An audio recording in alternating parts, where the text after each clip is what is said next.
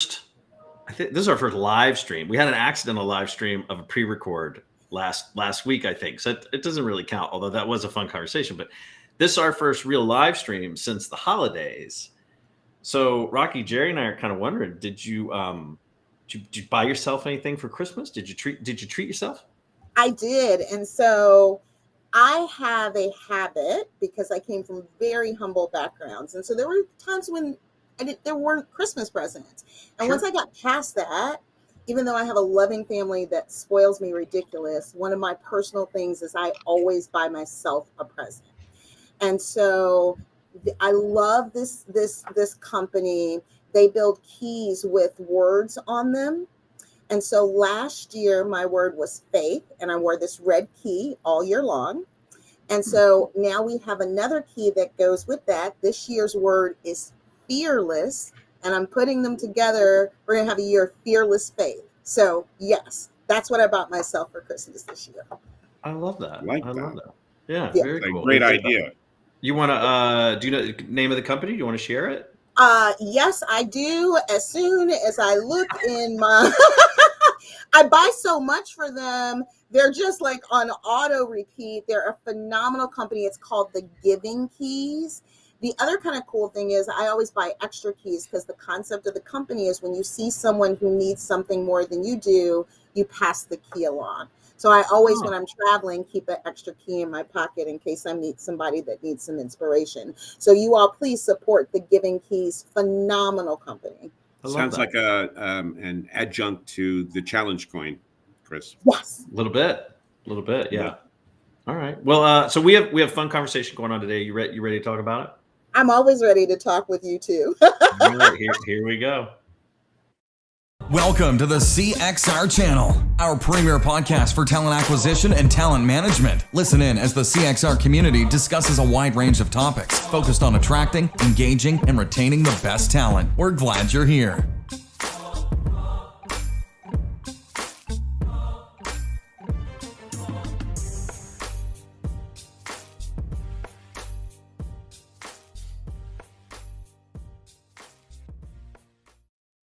I think we are about 380 some odd episodes in, and I always manage to cut the dancing off right before I come back. So sorry if everybody misses it. Welcome everybody to another recruiting community podcast. We do these weekly. We're in 2024. This is technically it's our second live stream. It's our first live stream of the year. I'm super excited to have a wonderful friend of ours who has come back and has been doing a little bit of work since she was last year. First, I want to bring in my co-host. I'll introduce myself. I am Lucy. This is the co-host, Ethel. Ethel, why wasn't I Desi? Oh, you could. Well, isn't that you could be Desi? I guess. Yeah. Can you give us a little Babaloo? No. Well, that's why you're not Desi. That's why you're Jerry. So we are excited. Here's the thing: if you're joining us live on the LinkedIn, there should be a chat window there. If you'd like to say hello, if you've got questions for our guest today, or if you've got questions for us, just drop them in there. We'll go ahead and make sure that we get those answered, whether we are answering them live or when we come back. And of course, readdress those or reassess those. We'll check those out. But we are streaming live as well, where there is no chat on the YouTube and the Facebook. So you can check those out. If you're interested in past episodes, you want to see what's coming up ahead, you can check that out at cxr.works/podcast. We try to keep that pretty easy. And as a reminder, this is a labor of love for Jerry and I. There are no sponsors for this show. If you're on the show, it's because we love you or we love the work you're doing, or in this case, a little bit of both. So we're excited about that. And the last thing I'll do as a reminder, Jerry, a little bit of housekeeping. I do want to share the CXR directory is up, and we're having a lot of fun with that. And for those who don't know, the CXR directory was born on a rooftop bar. That's probably my favorite line. But the idea there is that members had asked Jerry and I about what other technology, what other solutions or vendors folks were using. And we said, well, sure, we can give that to you. And that over the course, it's been 5 years, Jerry, maybe? Yeah, 4 or 5 years. That has evolved into literally an arm of our community platform where if you are a member of ours, you can add a rating to, I think we've got upwards of about 340 vendors in there, 6,000 ratings that sit in the platform. You can connect now directly with others who have also dropped ratings. on those. So if you're shopping for, say, Paradox and you're on the fence and you're not quite sure, you can go right into that Paradox profile now, and you can see what other TA leaders and practitioners have given that a rating and connect right to them in the platform. Pretty handy. Yeah, I don't know. You want to add anything to the update, Jerry?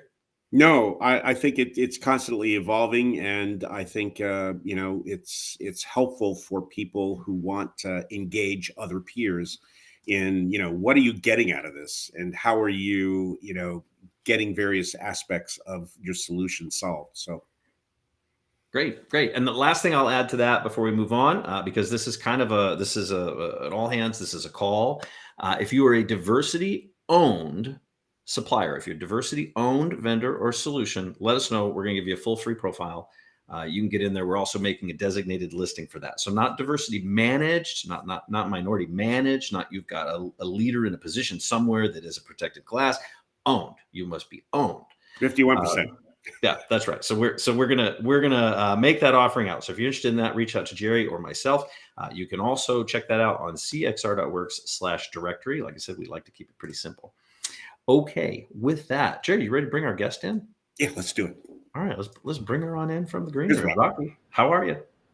I feel like I should be, if you're Lucy, and I feel like I should be Ricky instead of Rocki today. There you go. I'll get back to being the other one. The other one of the. I'll just be Fred. Can I? Will I just be the grumpy neighbor Fred? Fred would be best for me. Happy New Year. I know it's the 9th. Someone said we could say Happy New Year until like the 20th. That's absolutely pretty. Who randomly picks the 20th? I don't know. I say let's push it 21st. Yeah. All right, Yeah. got a couple of days. Rocki, for those. How about the 20th, because it's the day after my birthday, and after the birthday is like then the new year really starts. How about that? Oh, you got a birthday. I didn't know you were Why doing that? birthday. Milestone birthday this year, 55. I would have said 35. Yes, that's what I was hoping you would say.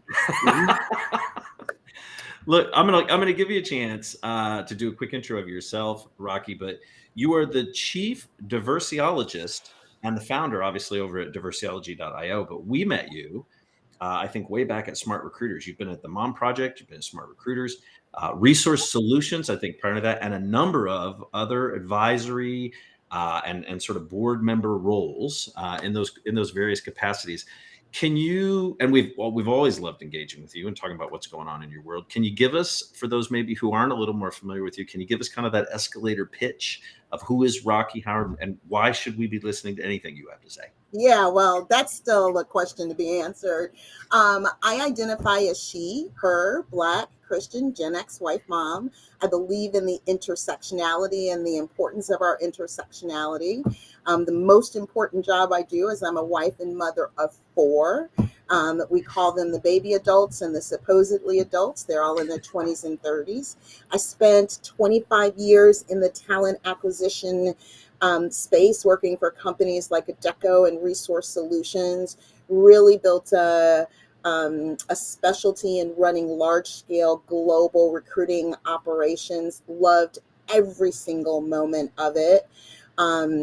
But what I enjoyed the most was creating workspaces where it just wasn't so dang on hard for people to show up and be themselves.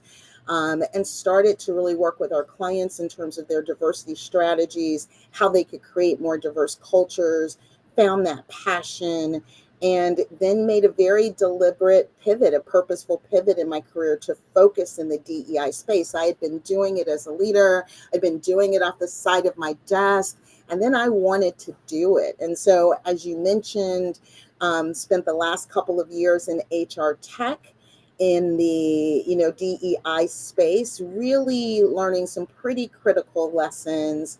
And then I decided, what the hell, I'll go do it myself. And so here we are.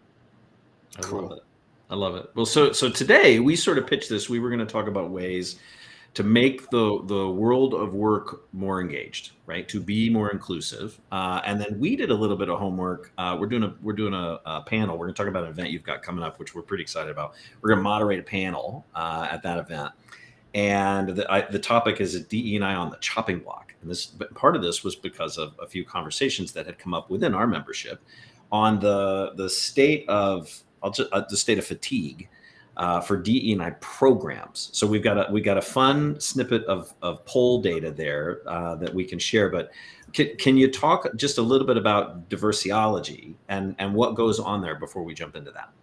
Yeah, so spending time in the SMB space, and I hope some of our listeners will resonate with this. What I think is phenomenal with SMB is SMBs change the world. We watch them change the cultures of organizations all around, right? So SMBs and startups and scale-ups gave us flexible work. They gave us new ways of how the offices looked. They gave us ping pong tables and a little bit of what's now known as the bro culture, but it was so much fun. And so we know that SMBs can literally change the world in terms of culture. The challenge when you think about having sustainable DEI initiatives in SMBs is they don't have the resources. They don't have the expertise, the time, the money, the people. And so I wanted to serve them in doing what they do best. And so Diversiology is a platform that includes content, coaching, and collaboration to help SMBs sustain their diversity initiatives. And it even includes an interesting little assessment in it. So we'll have to talk about that as well. Well, let's jump right through that, because Jerry, you're a fan of a little bit of sort of assessment or index work that Rocki's done before. Let me just mute my mic and let you jump in, because I know you want to. One of the things that really impressed me early on when we met, Rocki, was the work that you did at Smart Recruiters on building a maturity index for DE&I. I thought that obviously it needed to evolve, but the fact is you were doing some really great work in trying to help people to self-assess where they would fit in the framework, not just for one aspect like recruiting, but in really all aspects of how you create a culture that's fully inclusive. Not only in the short run, but the long run. So I really would love you to chat about how you've taken that and where you're going with it now. Yeah, I will tell you, Jerry, and you and I had lots of conversations as that was evolving. And so you were one of those people that was sitting on my shoulder as I did this new work. And I will tell you that maturity model that we did at Smart Recruiters is honestly one of the top 3 things that, if you ask me what I'm most proud of I've done in my career, it sits up there, because we had hundreds of companies across the globe take that, and they were able to get this output. And it wasn't just about, to your point, it gave prescriptive action items. So it wasn't just, oh, here, you're a level 1. It was a level 1, and then here's how you get to 2. And when you get done with these things, come back, let's do it again, and we'll help you get to level 3. And I think a lot of companies that do these assessments, the barrier to entry is too high. We can't all go to Gardner and pay $100,000. Love you, Gardner, love the work you do, but we all can't afford that, right? Also, the answers aren't always appropriate to SMB. So now, that particular piece of work that we did was really focused heavily on the recruiting cycle, right? Now we're going to do one that's called Diversiology Insights, and we're going to look at companies and help them assess their inclusivity aptitude across the talent management lifecycle. So we're going to start at recruiting and onboarding. We're going to go all the way through performance management and offboarding. We're going to help companies understand their, business imperative score, their human imperative score. We're going to help them understand what best practices that they're doing that are core, which ones are more advanced. We're going to give them that maturity rating, and we're going to give them that, here's what you can do to take the step up. And it's all included in your Diversiology subscription. What makes me, feel really good about that is because it loops back to my passion of recruiting, in the sense that if we understand how in those other aspects you are, in fact, walking the talk, then it informs me as a recruiter in terms of my ability to show the pathway that we have here in this company. That's very real. It's important, Jerry, because it's so funny. I was talking to a client of ours who, I won't put her on the spot and mention her, but she works for a global company. And she said, the challenge with heading up TA is I can't recruit our way out of the problem. I need the rest of the org to do what they need to do. So I'm recruiting great talent, but they're not staying. And Jerry, I want you and the recruiters to know when they bring talent into the organization that talent is going to stay, because the organization understands how to make them feel like they belong all the way through the life cycle. Or that it's, Rocki, that it's transparent enough to show these are the areas that we need to improve on. And so fundamentally, I'm not telling you it's all perfect here, but that if you come, this is the journey we're working on, and you're going to be welcomed in being able to be part of that. For sure, Jerry, make it better. It's important. It's like when I married my husband, right? He wasn't perfect. I knew, yes, I know he is the love of my life. Y'all, for those who we're talking to, I've been married to the love of my life for 32 years, right? Good. But the point I'm making is that I married him consciously, right? I know all the things that are wonderful about him, but I also knew those couple of things that I was like, ooh, I'm going to have to live with that, right? And then I can make a conscious choice that that's something I can live with and we can work on together. I'm going to have to go ask my wife what she thought when she married me. I don't think that's a good idea, Jerry. It's probably better that none of us know what the little things are. I do want to. Don't ask Raymond what he thought, y'all. Please don't. But so, Rocki, you said, I like the phrase, you're not going to be able to recruit your way out of this. Yeah. Right? You got an organizational issue or cultural issue, and you're saying you're not just going to bring new people in and then just get it fixed. So let me ask you, and if you can be real specific to the TA side, which is most of our audience, right? I'd really love to hear if at Diversiology, you've seen any of these innovative strategies, right, that companies can sort of implement, or in order to maybe create a more engaged or inclusive workspace, or maybe where TA can have an impact on the bigger business, right? As a business partner, is there anything specific maybe you can share to that? Yeah. I'm doing some work right now with Textio, right? And what I appreciate is, I'll give a shout to Jackie Clayton over there. So Jackie not only runs. That's my neighbor, Waco. Right? Hey, I'm down there. I need to see you when the next time I'm down there and see her. And what I think Jackie does that's really interesting, and she has the ability to see it this way because she runs DE&I and talent acquisition. So I think that's the first point, is that even if you don't have responsibility for those functions, your DE&I function and your TA function should be really closely looped together. And because Jackie owns both of those functions, she sees it through both of those lenses from a TA perspective. So she doesn't think one without the other, right? And I think what I appreciate about Jackie is that, one, Jerry, to your point earlier about being transparent with what works and doesn't, Textio puts out a wonderful report. If you all haven't read it, check out the Textio DEIB report where they put it all out there. These are the things that we do really, really well. Here are the things that we really need to work on. So back to your point, Jerry, when you're talking to candidates, the candidates have visibility to what works and what doesn't, because not only does Jackie do the work, but Karen Schneider as a CEO empowers that transparency of communication throughout the life cycle. I think the last thing that they do exceptionally well is, one, their leadership team is pretty diverse, and so they practice what they preach.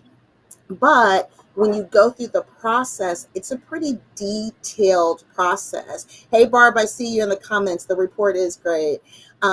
It's a pretty detailed process. We're always talking about getting people through the talent cycle quickly, and that's always a metric. But maybe quick isn't what we need to do. Maybe we need to be a little bit more thoughtful and reflective, and we need to give people access to different people and different perspectives in the organization, cross-functionally, cross-culturally, and let people see the organization from different experiences. So I think that's a couple of things they do. I think for me, it's really informing the decision that a candidate makes, not that the employer makes. The employer decides whether you can do this job. That's their job. But the candidate's got to decide, I will do the job. And that means that they have to really understand a lot of data and the culture in a way that's very different from a job description. So I want to be able to ask the hiring manager, how many people who look like me have you hired in the last 5 years, and where are they now? No one does that, but they want to do it. And that data has to be more accessible and more transparent to all of us, so that we can be more informed about why we're coming there and our willingness to operate with the good and the bad. Well, I find more candidates are asking, and maybe not quite that direct, Jerry, but I find more and more candidates are asking, okay, you say diversity is important to you. Be very specific about what that means. Yeah. There's a stat that says 79% of candidates, regardless of how they identify, expect companies to have a diversity initiative that's authentic, right? And so I think we are being asked the question, and when you can't answer it, it looks a little shady. Yep. So that, I think that goes nicely with, so I think, Rocki, when we started talking about doing this, we put a quick we put a quick poll together for this podcast, and we asked the question, have you experienced, and we ask it of our members. So you got about 130 companies in here, right? 130 leaders, heads up. We said, have you experienced DEI fatigue? And we defined that as a feeling of weariness or overwhelm due to like this continuous involvement in diversity and equity, inclusive programs. And we were pretty specific to that, right? As a result of your organization. Do you, just for fun, do either of you want to take a guess? And we did a 1 to 5, right? So anybody want to take a guess of sort of where that fell out? And to be fair, maybe 50%, I think, of our community leaders came back. I would say it's probably pretty high. So I'm going to say 4.275. Jerry, you want to take a swing at it? I'd say just under 4. I do think the other issue that's driving this force isn't just the number of programs. It is, SCOTUS decision, for example, I think has been misread in a variety of ways. And so I'm constantly hearing, that the Supreme Court basically eliminated affirmative action, that kind of stuff. And as a result, I think there is a change in how people are perceiving all of that, and that leads to that kind of feeling. So the answers correlate nicely. This is why I loved your response to my question, Rocki, but because you didn't come back with a program. You didn't come back. You were talking about initiatives and you're talking about results. And this goes all the way back to when we were talking about intent versus impact, like 3-4 years ago, right? We were saying this is how you make a difference, not how you make noise. 40% said no fatigue at all. They were on the extreme, the number one, they put a 1 out of 5, no fatigue at all. 26% said neutral, and only 13% of those that responded said extreme fatigue in DEI programs. Yeah, and we had a bunch of fun comments too. Let me say something, Jerry. Go ahead. I will make one anecdotal comment, and that is a woman I sat next to at a conference just before Christmas. Basically, quit her job as head of CHRO because her leader basically was tired of diversity-related programs and said, "Stop that." And she said, "Fine, you stop it. I'm out of here." Yes. I'm so excited to hear this because I also think it is a great data point to countermand some of the rhetoric we're hearing in the market right now. There's so much rhetoric going on in the market. However, Jerry, going back to what you said, and Barb, I don't know if you want to grab it. I know that you're on. I just released this morning today's diversity download newsletter. And our hot topic today is that diversity leaders are burnt out because they're on the other side of this. So I'm glad to hear that people aren't, and I don't think people are over the programs, because guess what? We're doing it for people. So Right? I'll add to this, kind of interesting. So we have just locked in, I think, all but one of our meetings next year, where it's going to be, what the topics are going to be. The leaders help us select these, right? We do these in-person meetings. We'll probably have 60, 70 online meetings, but we do 5, 6, 7 in person where we all gather. Yeah. We ask again, and we ask every year, if they wanted a dedicated meeting for DE&I. Do they want a diversity-focused meeting? Unanimously, they said no. But there was one caveat, that they want DE&I built into every meeting, every in-person meeting. So not a dedicated, let's talk about it today. The membership wanted it across the board every day.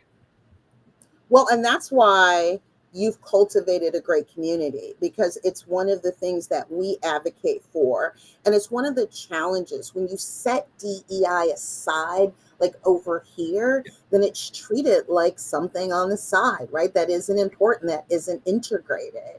And you have, when it's done right, when it's done effectively, when it's done in a sustainable manner, when it really has impact on our people, and when you can get the business benefits from it, the innovation, the retention, the strategic thought, the expansion of market, all of those things you can get, but you can only get them if you look at it as a business imperative and you collect them and treat it as part of the holistic business strategy. So I love, and I'm not surprised that the CXR community said that. Yeah, and I'll give you just kind of an awakening for me from a DE&I program versus a DE&I based sort of culture experience for me. I left an organization I'd been at for over a decade. And in the first 30 days at my new organization, I had more exposure to diverse workforce and diverse working environments and diversity of thought in the first 30 days than I had had in almost 10 years at the other employer. It was just an insane cultural difference. And you could see it all the way up to the board. You could literally visually see that difference all the way up to the board, and then to live it in the space just makes all the difference. I think it changes everything about the work that you do every day.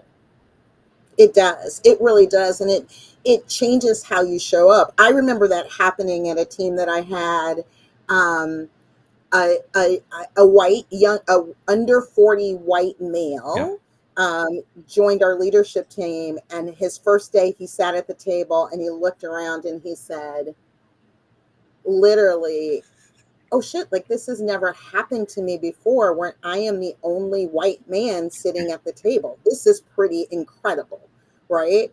And it changed how he showed up a bit and how he interacted and how he felt. And I think that's pretty cool. But that happens when we cultivate diverse communities. And look, I do want to say this, because I think it goes back to the TA people. One of the things that I am toying around with, just put an article up about this tokenism thing. I think people a lot of times, and Jeffrey Moss, I see your comments. I can't quite comment back, but I'm going to kind of bring it here. I think part of the rhetoric that we're hearing is because people confuse tokenism with DEI, right? This isn't about, oh, I'm going to hire Rocki because I need a Black female on the leadership team. This is about cultivating a perspective that says diversity is important, and it's important enough that we are going to develop a pipeline of qualified individuals who are diverse and who fit into the multiple dimensions of diversity. And so while people often laugh at me or question why I identify the way I do, it's because I want people to know that I believe in the multiple dimensions of diversity, right? It's not just about being Black. It's not just about race. It's not just about any of those things. And there's multiple dimensions of diversity. And so when we talk about DEI, it's about making space for all of that. And we haven't gotten the fundamentals quite right.